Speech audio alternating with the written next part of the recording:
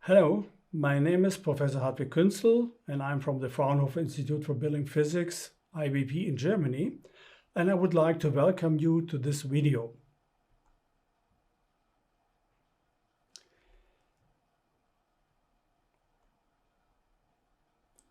In construction, we handle very high material streams.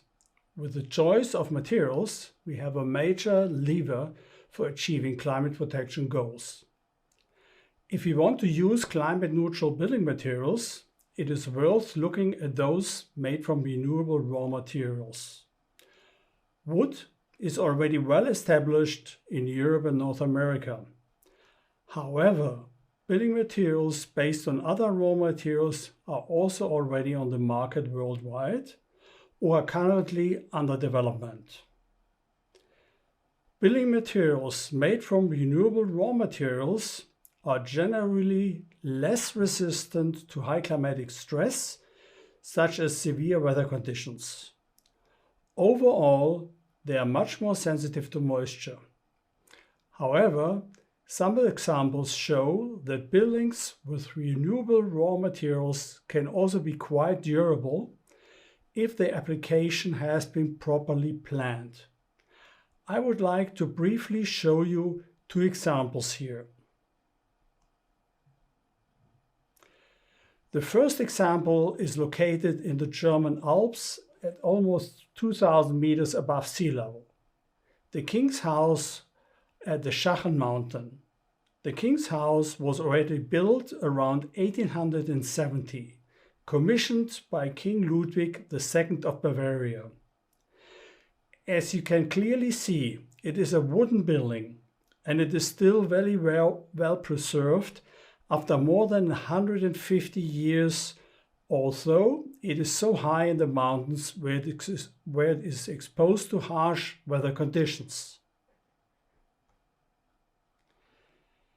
The second example is a church in Norway, in the north of Europe.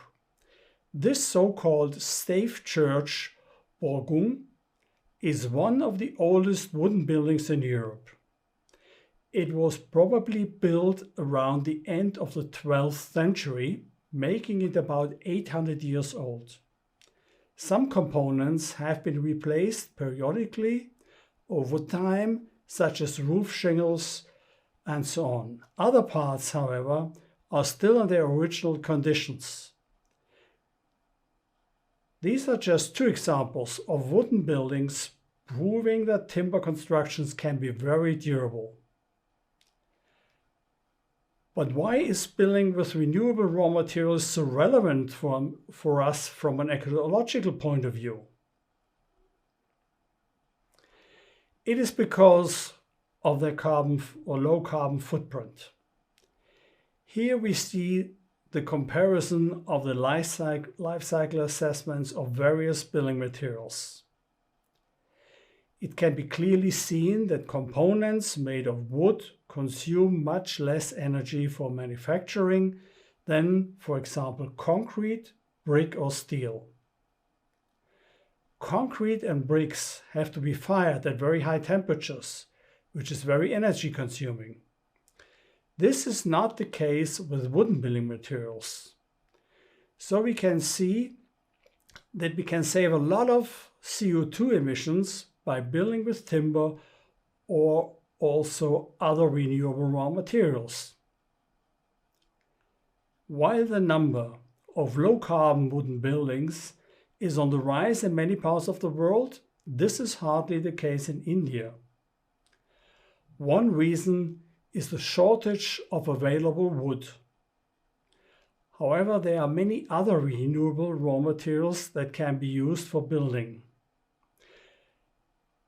We would now like to give you a brief overview of some of these raw materials. At Fraunhofer IBP, we conduct tests on many different building materials on a regular basis. In recent years, the focus shifted to building materials made from renewable raw materials. Here you can see some of the test specimens we have investigated. For example, you can see here test specimens of building materials made of bamboo. One is a multi-layer board, but there are also particle boards made of bamboo. Bamboo has an extremely high strength. In addition, the plant grows very quickly and generates a higher yield. However, our research has shown that bamboo products are very vulnerable to mold growth. This means when using bamboo building materials, attention must be paid to moisture protection. Here you can see various test specimens made of cattail, a plant that grows in the wetlands. We helped to develop and enhance these material samples at the Fraunhofer Institute.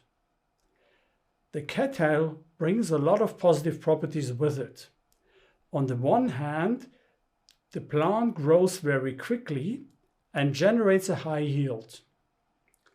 On the other hand, it binds high amounts of CO2. Cattail usually grows standing in water and cleans the water in the process. Here you can see a leaf of the plant. If you look at the cross section, you can see that the plant consists of two components, a sponge tissue and an enclosing supporting tissue. These two components allow us to make building materials with very good mechanical strength, but also good thermal insulation properties. Here you can see a rather unusual insulation material. These balls are called Neptune balls. They are formed from seaweed fibers in the surf of the sea. Due to their high silicate content, the seaweed fibers have a low flammability even in the dry state and are resistant to fungi and pests as well as rotting. The Neptune balls are collected from the beach in the Mediterranean area after being dried by the sun. For further use, the balls are crushed so that the wool is as homogeneous as possible.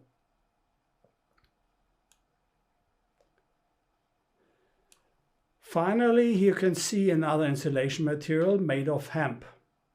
Hemp insulation materials are already being used in Europe. Hemp fibers are processed into insulation mats. They are rather flexible and provide good thermal insulation. Basically, insulation materials can be made from many plants that have fibers in some form. For example, construction materials and insulation materials are already being made from wheat straw, but also from rice straw. We have not yet investigated the rice straw ourselves. However, we estimate the potential to be very high. In the US, a plant has already been built to produce fiberboard from rice straw, and one more is currently under construction in Egypt. Since building materials from renewable raw materials are more sensitive to moisture than other building materials, their use must be carefully considered in each individual case. In particularly humid climates, the type of construction must ensure that the building materials are not permanently exposed to high moisture. At the same time, it is still worth trying to use as many renewable raw materials as possible to reduce the carbon footprint of the building materials. A very high potential lies in the use of residual or waste materials. Rice straw, for example, is a waste material from food production. No additional cultivation areas are required, which could compete with food production. If we can continue to use this growing biomass in a high-value way, it is a huge advantage. Cattail could also bear a high potential. The plant and the building materials developed from it are generally relatively insensitive to moisture and not very vulnerable to mold growth. At the same time, the cultivation of the plant alone has several positive effects. For example, cattail is sometimes used to purify water that is heavily polluted with nutrients or fertilizers. In addition, the yield is very high at about 20 to 25 tons per hectare and year. In addition, renewable raw materials can also be used as aggregates for mineral building materials. Thus, the use of rice husk ash in aerated concrete shows a high potential to even enhance the product properties of aerated concrete. In this way, renewable raw materials can also be used for building materials that have to meet very high requirements in terms of resistance and mechanical strength. Thank you for listening, and goodbye.